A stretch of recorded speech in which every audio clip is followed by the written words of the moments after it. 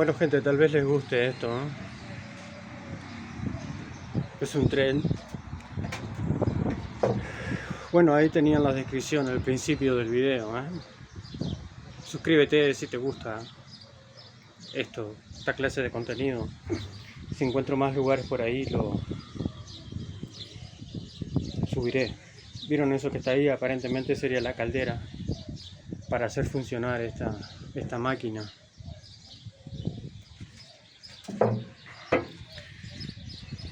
Suscríbete al canal Salud al Extremo y deja tu like. Comparte el video si quieres.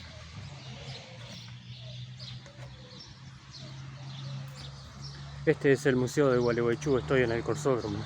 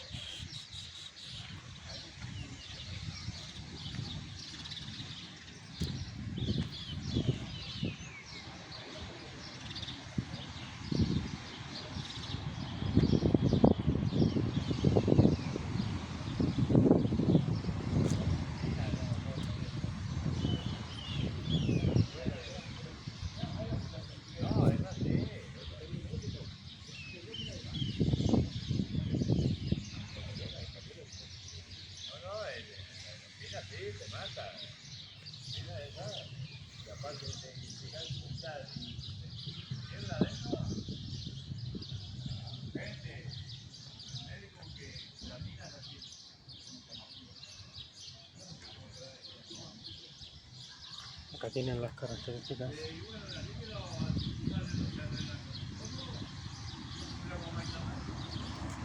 de la máquina esa.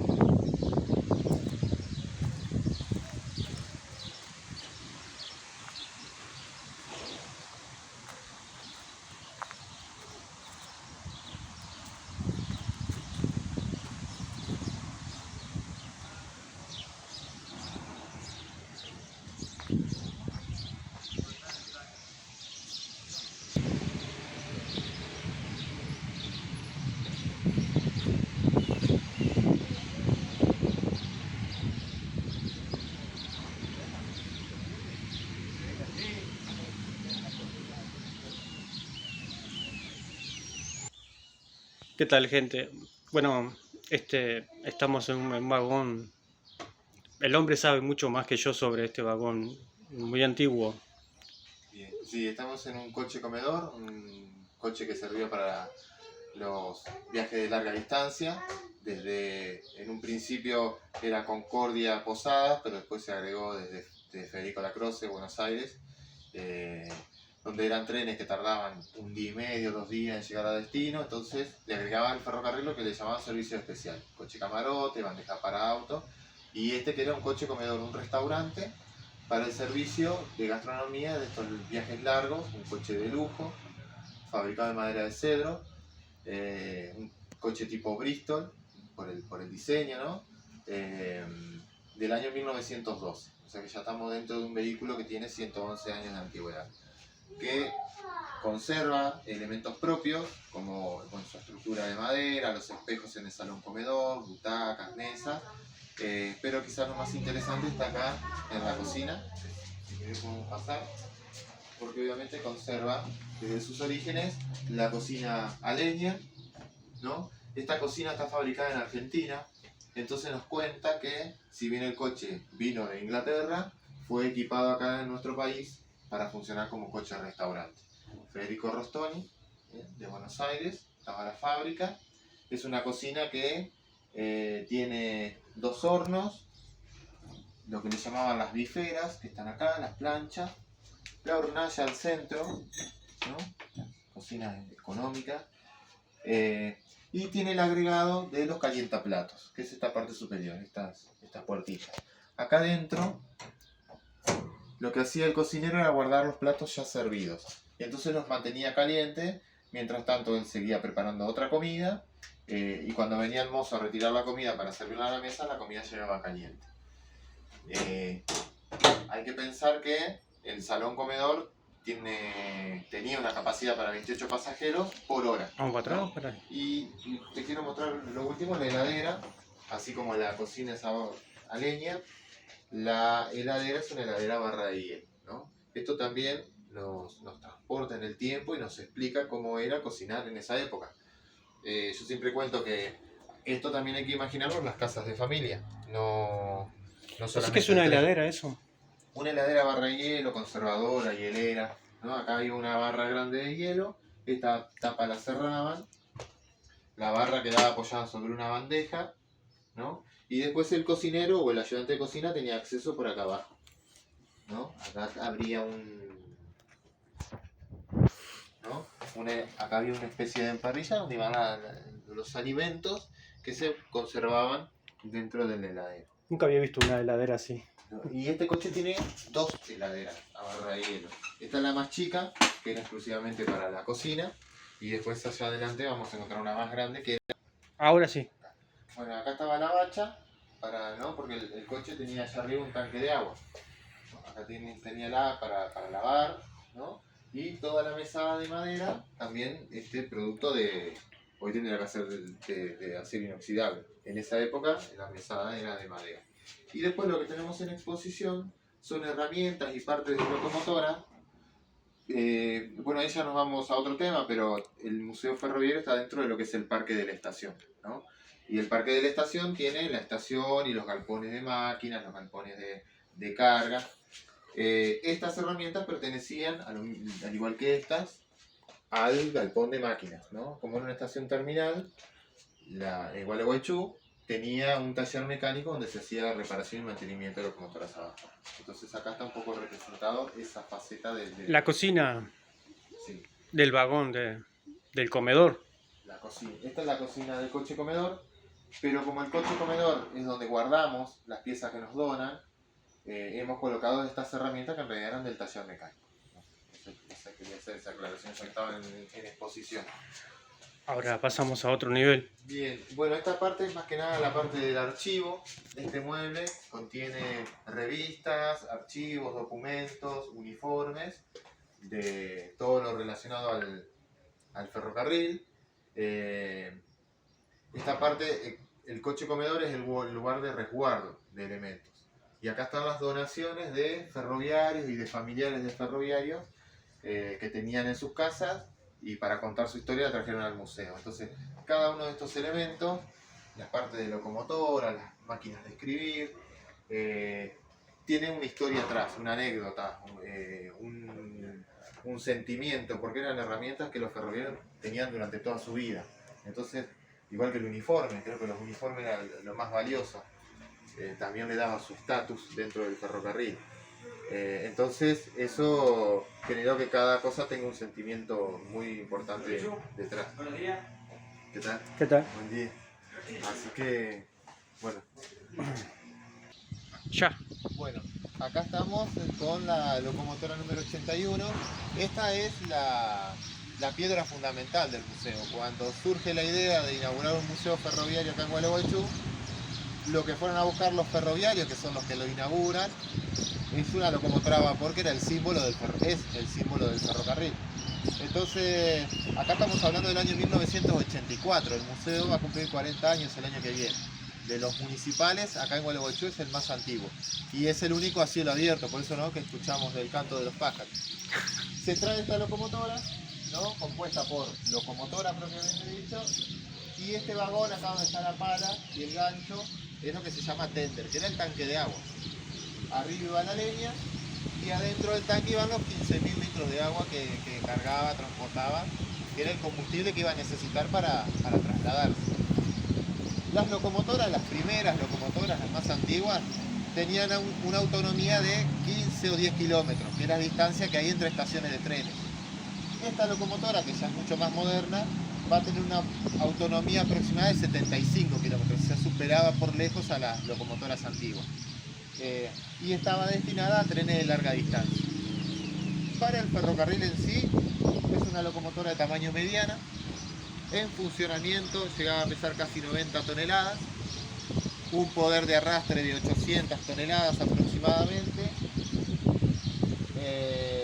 Es del año 1910 y entre los tipos de locomotoras se la clasifica como locomotora mixta, que significa que podía arrastrar trenes de carga, es una locomotora pesada con potencia, y también podía arrastrar trenes de pasajeros. Quiere decir que es una locomotora rápida, que podía cumplir con los horarios que tenían los itinerarios. Así que es una locomotora muy bien catalogada por los ferroviarios, que tuvo muchos años de servicio porque es del año 1910 y va a terminar su vida útil en el año 1981, o sea que tuvo 70 años recorriendo no solo la Mesopotamia argentina, sino que también funcionó en la provincia de Buenos Aires y también funcionó en la República del Paraguay.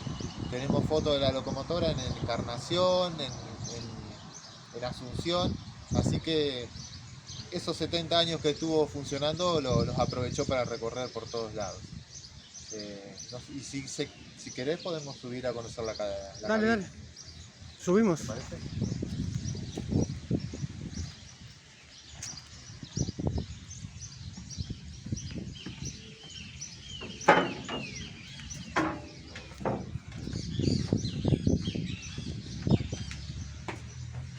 Bueno, como se va a recuperar en el año 1984, en esa época todavía era posible encontrar elementos, repuestos, ¿no? Hoy en día eso es impensado.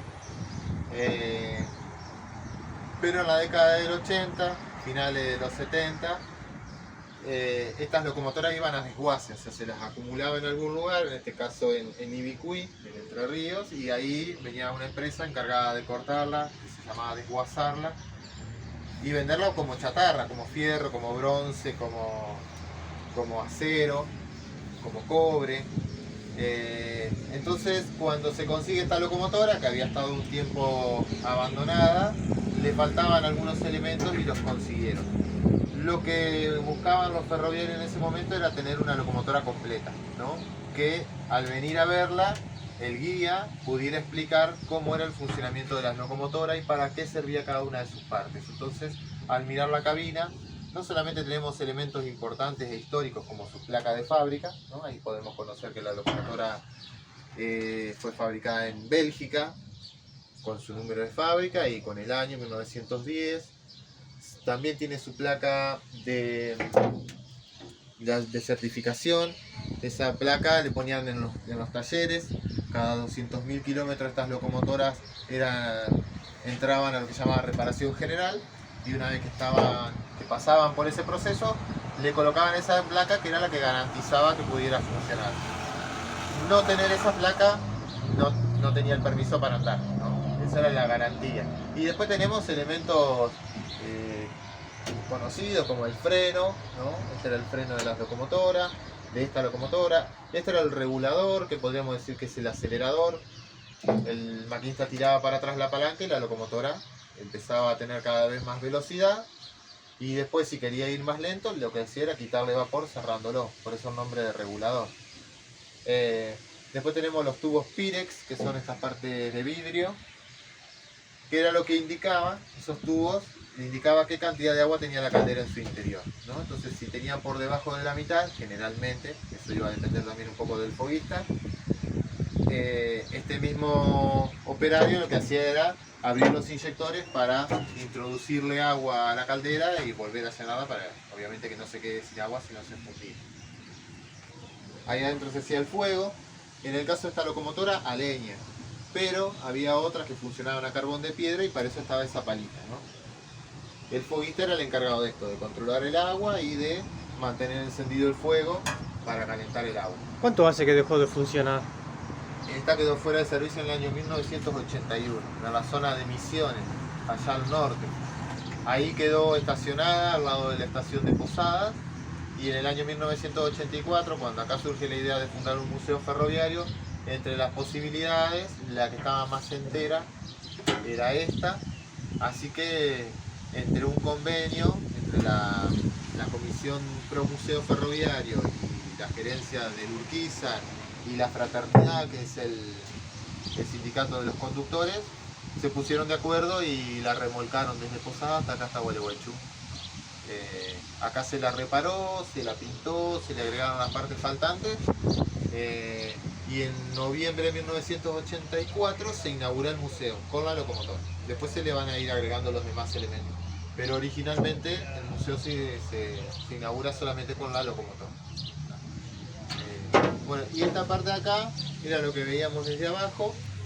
Acá arriba iba toda la leña, ¿no?, con la que iba el foguista a mantener el fuego encendido, y allá atrás están las 3 bocas por donde se introducía el agua al tender. Acá abajo, acá adentro iría el agua, ¿no? Esto yo les decía hoy 15.000 litros de agua, la capacidad del tender, Mirá vos.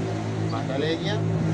Y bueno, la locomotora, entre la parte acá de la cabina y todo lo que es el tender, parece muy amplio, pero el lugar de trabajo era este espacio reducido.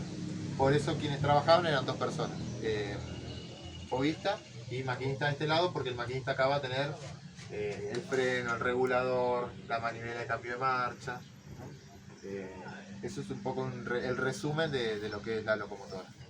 Ahora, No, bueno, te contaba que esta parte de acá está un poco armada para la foto, porque quienes vienen al museo ferroviario lo que más quieren es tirarse la foto con la locomotora. Entonces lo que hicimos fue ponerle la fecha, que la vamos cambiando todos los días, actualizada para que se la foto y ya quedan con la fecha en la imagen, y colocamos el nomenclador, el cartel original de la estación, que es Gualeguaychú. La ciudad de Gualeguaychú en realidad es del año 1783, es de la época del virreinato. Entonces cuando se construye la estación acá, la ciudad le va a dar el nombre a la estación. Hago la aclaración porque muchas ciudades fueron fundadas por el ferrocarril. Entonces primero nace la estación y después se forma el pueblo alrededor. En el caso de Gualeguaychú va a ser al revés. La estación se va a construir en una ciudad que ya existía hacía muchísimos años y entonces va a adoptar el nombre de Gualeguaychú. Perdón, ¿te cuento esa parte o...? sí, seguimos. Bueno, el cartel de Gualeguaychú, que es el nombre de la ciudad, ¿no? La estación de trenes, cuando se construye acá, ya Gualeguaychú tenía más de 100 años, entonces la misma ciudad le va a dar el nombre a la estación. Se va a llamar por eso de esta manera Estación Gualeguaychú, y cuando la gente se saca la foto con la locomotora también se lleva el nombre de la ciudad en la foto. Además de la fecha, el nombre de la ciudad en la misma foto. Ese es el objetivo de esta parte de acá delantera de la locomotora. Bueno, gente, este es el canal Salud al Extremo y acá estoy será un nuevo suscriptor.